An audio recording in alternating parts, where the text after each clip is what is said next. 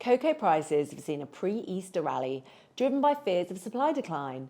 Last week, cocoa gained 5.4%, reaching new record levels. At present, cocoa prices have skyrocketed, reaching a record high of over $10,000 per tonne.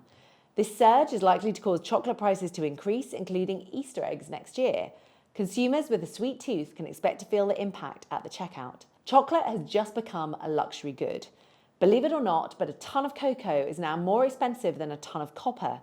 This would have been unthinkable only a few months ago. The increase occurs a week before the holidays when the seasonal demand for cocoa is very high. Chocolate prices are reaching record levels this year due to a combination of several factors, including poor harvests in West Africa.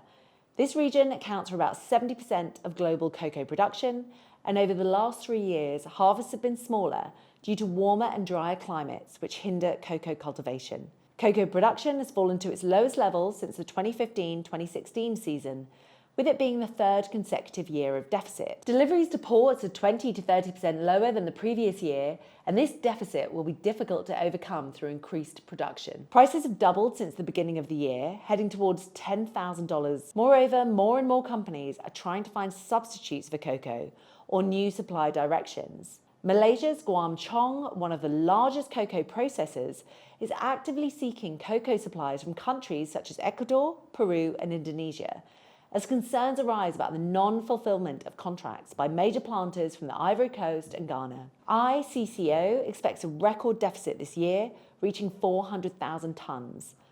Bloomberg intelligence analysts have raised concerns, suggesting that the supply problem may not easily pass and could turn into a structural challenge for the entire market. At the same time, global demand for cocoa is growing. Such a sharp increase in cocoa prices has a significant impact on the chocolate industry.